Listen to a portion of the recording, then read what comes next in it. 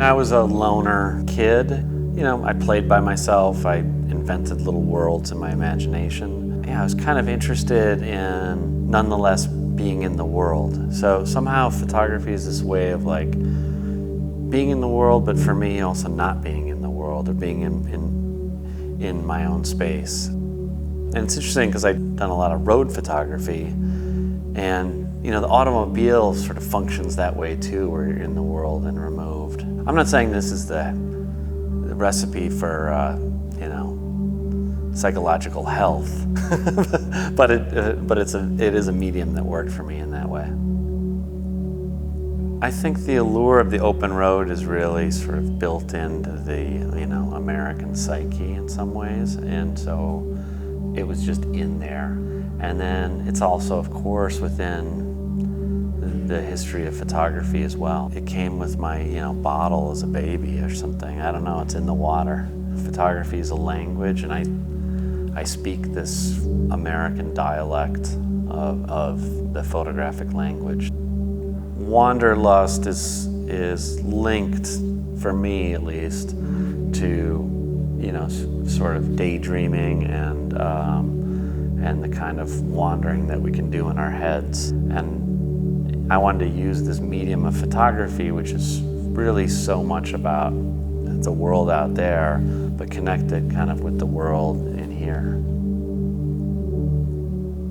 I wouldn't want to give the impression that this is like a primary ambition of mine, but it's someone who does live in the middle of America in flyover country. I'm interested in paying attention to it.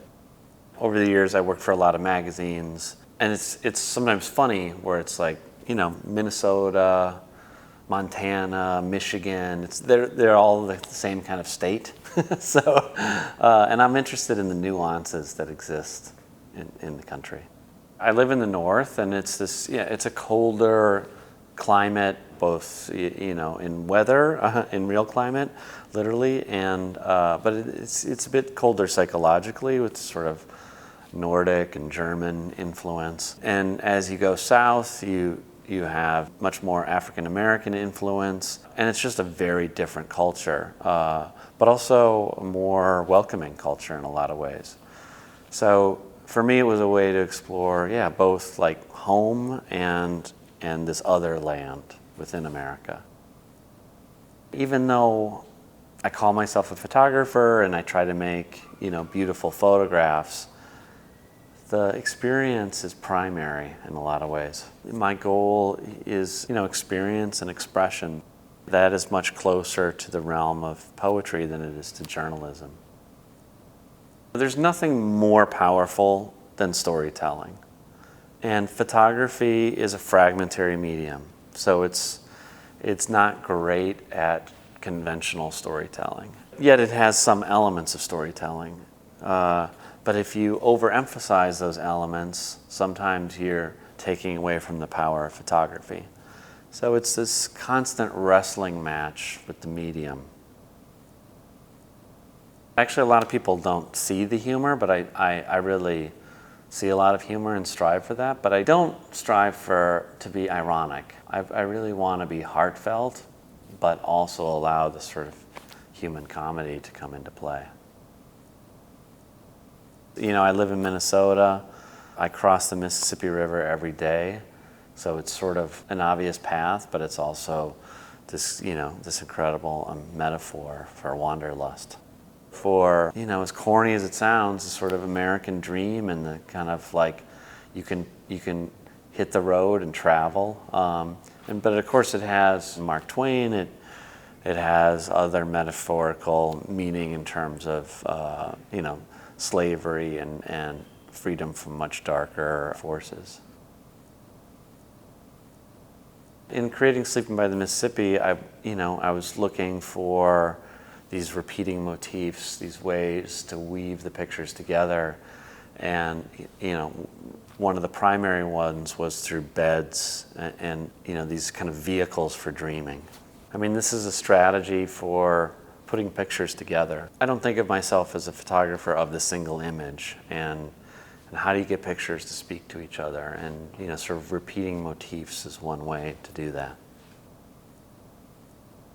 I wasn't out looking for religion. That was not my intention at all. But yeah, you drive in the middle of America and religion's gonna rear its head. And then I found meaning in it as well. The funny thing about Niagara Falls is that I decided to do a project before I ever went there. So unlike the Mississippi River, which I knew, I just had this idea. And the place was actually very different than my idea of it. And to be honest, somewhat disappointing. With the work in Niagara Falls, I was kind of wrestling with that, with this, the idea of the majesty of this water feature with the reality of this kind of sad place. I mean, the big thing is that I was using Niagara Falls as a way to talk about love. It's kind of this feeling of decline in the place is something that was interesting to me and as a metaphor for like the way new love is this burst of energy, like this waterfall, and then it kind of fizzles out. Disenchantment, just the inevitable breakdown of that intensity. My big thing was, why use this waterfall, this place that's also a place for suicide, as a metaphor, as the place to go for new love, this thing that can't sustain itself. There's a picture of this young bride who'd just been married. Her name's Melissa, and she's sitting outside of this wedding chapel, which is connected to a motel, and, her future's ahead of her. And, it's interesting to think about this now that, if I saw her now, however many years have passed, and what was she picturing? What was she thinking about her future at that point, and what is her future now? This picture of the two towels is a funny one, because it's one of those like dumb pictures, I walked into this motel and the light was just right. It was coming in. I raced to take this photograph. And this is a good example of you never know what's going to make it as a picture, because it's really just a dumb picture, but it has this life to it and this humor to it that's lived on.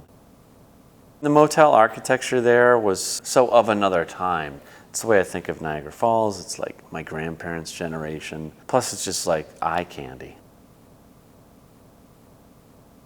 With Songbook, there were different elements. One was that I was functioning like a news photographer, and so I needed to be efficient. And so I used not just black and white, but also flash. And I was also trying to make reference to someone like Ouija, early press photography. And I was also thinking about a pre-digital age in America where we think there was more social connection.